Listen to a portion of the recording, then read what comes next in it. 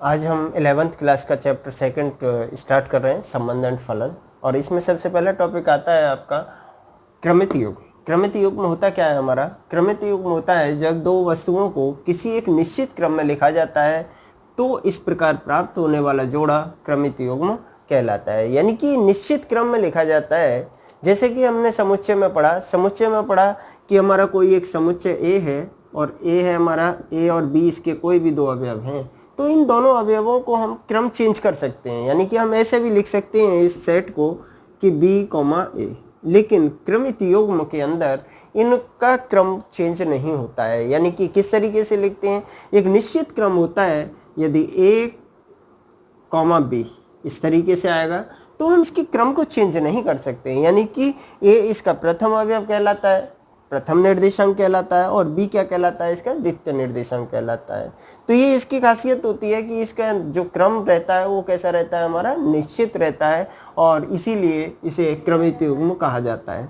अब इसके बाद में हम देखते हैं कि भाई क्रमित युग्म और समुच्चय दोनों अलग अलग बातें हैं। क्रमित युग्म हमारा ये नहीं है कि ये हमारा ए कॉमा बी इस तरीके से समुच्चय के इक्वल आ जाएगा, नहीं, ये अलग है। ए कॉमा बी ये हमारा क्रमित युग्म, समुच्चय नहीं हो सकता।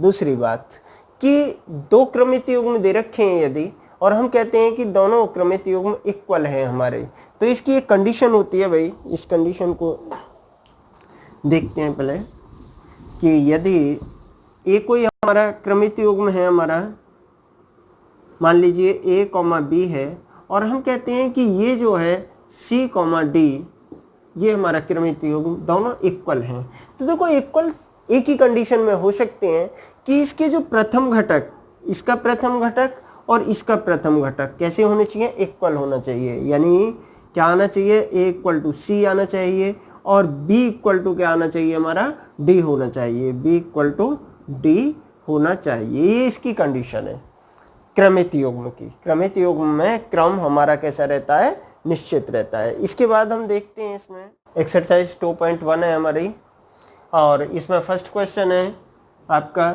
इफ ने इक्वल टू ये दे रखा है, find x and y. X और वाई की वैल्यू निकालनी है आपको। आपको पता है ये ऑर्डर पेयर दे रखे हैं आपको, और जब दो ऑर्डर्ड पेयर इक्वल होते हैं तो हमारे फर्स्ट एलिमेंट और इसका फर्स्ट एलिमेंट जो होता है, यानी कि इसका प्रथम निर्देशांक और इसका प्रथम निर्देशांक और इसका द्वितीय निर्देशांक, इसका द्वितीय निर्देशांक इक्वल होते हैं। ये कंडीशन आप जानते हैं। इसमें तो हम करेंगे कि इसमें वही x अपॉन के 3 + 1 ये है हमारा, ये किसके इक्वल होगा, ये होगा हमारा 5 अपॉन 3 के। इस 1 को हम इधर ले जाएं तो क्या आ जाएगा हमारा, x upon 3 equal to 5 upon 3 minus के 1। यह इसका एलसीएम ले लो तो कितना हो गया है हमारा, 5 माइनस के, इसकी 3 की मल्टीप्लाई हो जाएगी इसमें, तो कितना आ जाएगा, 3 आ जाएगा ये, और बटे 3 कितना बचा ये हमारा, ये आ गया हमारा 2 अपॉन 3। इस 3 से ये 3 कैंसिल हो गया, तो x इक्वल टू क्या आ गया हमारा, 2। समझ में आ गया आपके। इसी तरीके से हम y की वैल्यू निकाल सकते हैं। y की वैल्यू क्या निकालेंगे, y माइनस के 2 अपॉन 3 इक्वल टू क्या होगा, 1 अपॉन 3। इस माइनस 2 अपॉन 3 को हम इधर ले जाएं तो क्या आ जाएगा हमारा, y equal to 1 upon 3 plus के 2 अपॉन 3। ठीक है भाई। इसमें इन दोनों का एलसीएम लें तो एलसीएम कितना आ गया हमारा, एलसीएम आ गया 3, तो ये आ गया हमारा 1 प्लस के 2 इक्वल टू 3 अपॉन 3। इससे ये कैंसिल हो जाएगा, तो y इक्वल टू क्या आ गया हमारे पास, 1। तो हम x और y की वैल्यू इस तरीके से निकाल सकते हैं। x की वैल्यू 2 आ गई और y की वैल्यू हमारी कितनी आ गई, 1 आ गई। ये था हमारा फर्स्ट क्वेश्चन था। इसका सेकंड क्वेश्चन देखते हैं हम। इसका सेकंड क्वेश्चन देखते हैं।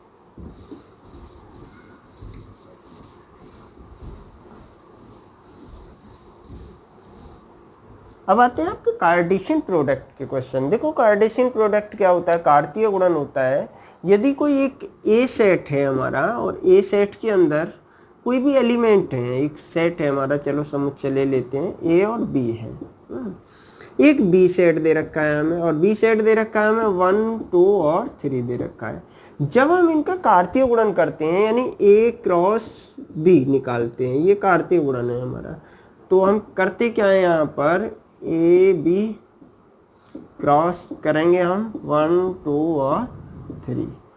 तो हम यहाँ पर ए जो है हमारी, इसका इन तीनों के साथ, यानी कि इस तरीके से ए और किसके साथ, 1 2 और 3, और ये बी को भी इसी तरीके से बना देंगे 1 2 और 3। तो पेयर क्या बनेंगे हमारे, पेयर क्या बन गए हमारे ए क्रॉस बी के, ये आ गए हमारे A,1 A,2 और A,3, और दूसरे आ गए हमारे B,1 B,2 और B,3। ये बात समझ में आई। ये जो बना है ये कार्तीय गुणन बना हमारा, किसका बना है, देखो A क्रॉस B का बना, ये A क्रॉस B, यही तो है हमारा कार्तीय गुणन। अब इसमें आप एक चीज और देखें कि जो इसके पहले पहले एलिमेंट आ रहे हैं, ये जो एलिमेंट हैं ये किस सेट के, A सेट के हैं, और जो दूसरे एलिमेंट आ रहे हैं वो किस सेट के, हमारे B सेट के हैं।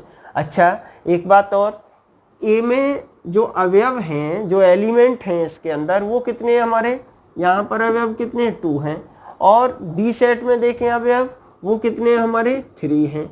और यदि आप A क्रॉस B की बात करें यहाँ पे, तो इन अवयवों को आप काउंट करके देखें तो कितने आ रहे हैं, ये 6 आ रहे हैं। यानी कि कहने का मतलब ये है n A cross B, n का मतलब इसमें नंबर ऑफ एलिमेंट, यानी कि कितने अवयव है, वो होंगे हमारे n A into n B।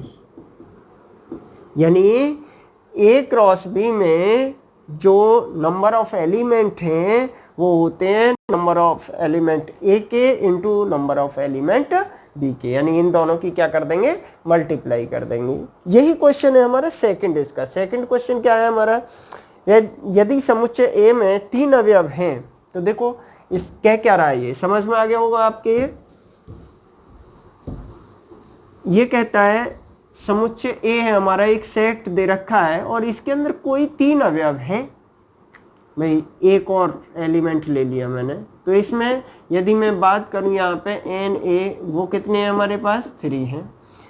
दूसरा कह रहा है ये देख लेते हैं, और 20 सेट दे रखा है एक, और 20 सेट में एलिमेंट्स दे रखे हैं उसने, वो कितने दे रखे हैं, 3 4 5, यानी कि इसके अंदर भी एलिमेंट कितने आ रहे हैं हमारे, एन बी, ये कितने आ रहे हैं हमारे, 3 आ रहे हैं हमारे। तो ये कहता है कि A क्रॉस B में, A क्रॉस B में कितने एलिमेंट होंगे, नंबर ऑफ एलिमेंट, अभी बताया मैंने, क्या बताया था भाई, नंबर ऑफ एलिमेंट A के कितने हैं हमारे, एन A और इंटू एन B। अब देखो इसमें कितने अवयव है हमारे, 3 हैं, और इसमें भी कितने हम अवयव है हमारे, एलिमेंट जो है 3 हैं, तो 3 इंटू 3 कितने हो गए भाई, 9। समझ में आ गया इस तरीके से। और देखिए इसमें थर्ड क्वेश्चन, देखिए इसका थर्ड क्वेश्चन क्या है हमारे पास, ये कह रहा है जी एक सेट दे रखा है आपको, और क्या दे रखा है, 7 और 8, और एक दे रखा है हमें एच एक सेट दे रखा है, और वो दे रखे हैं 5 4 और 2, 5 4 और 2। अब आपको इसमें निकालना है G क्रॉस H और H क्रॉस G। निकालना क्या है आपको, G क्रॉस H निकालना है, क्रॉस H निकालना है। तो देखो करते क्या है, हम वही काम करना है आपको कि भाई G में एलिमेंट कितने हैं हमारे, एलिमेंट है हमारे 7 और 8, और इसमें कितने एलिमेंट है हमारे, ये हमारे 5 4 और 2, भाई 7 4 और 2 इस तरीके से बन जाएगा। इसी तरीके से ये है हमारा, क्या एलिमेंट आएंगे, ये जो आ जाएंगे हमारे 7 8 है इसके अंदर क्रॉस, और सेट H में कितने एलिमेंट है हमारे, 5 4 और 2 हैं। क्या आ गया हमारा, 7 5 7 4 7 2, इसी तरीके से 8 5 8 4 और 8 2। ये आ गया हमारा G क्रॉस H, G था हमारा ये और H था ये। इसी तरीके से H क्रॉस G निकालना है आपको, तो क्या आएगा, H को हम पहले लिखेंगे 5 4 2 और क्रॉस 7 8, ये मल्टीप्लाई करो भाई। इसी तरीके से लिखना है आपको, क्या लिखना है, अब पहला एलिमेंट इसका आना शुरू हो जाएगा, ये क्या आ जाएगा हमारे पास 5 7 5 8, दूसरा 4 7 4 8 2 7 और 2 8। समझ में आ रहा होगा, ये सीधा सा है। G क्रॉस H है हमारा, H क्रॉस G है। ये हमारा कार्तीय गुणन कहते हैं, जिसे हम कार्टेशियन प्रोडक्ट कह देते हैं। क्वेश्चन समझ में आए होंगे, मैंने ये 3 क्वेश्चन कराए हैं आपको और कराएंगे बाकी आगे।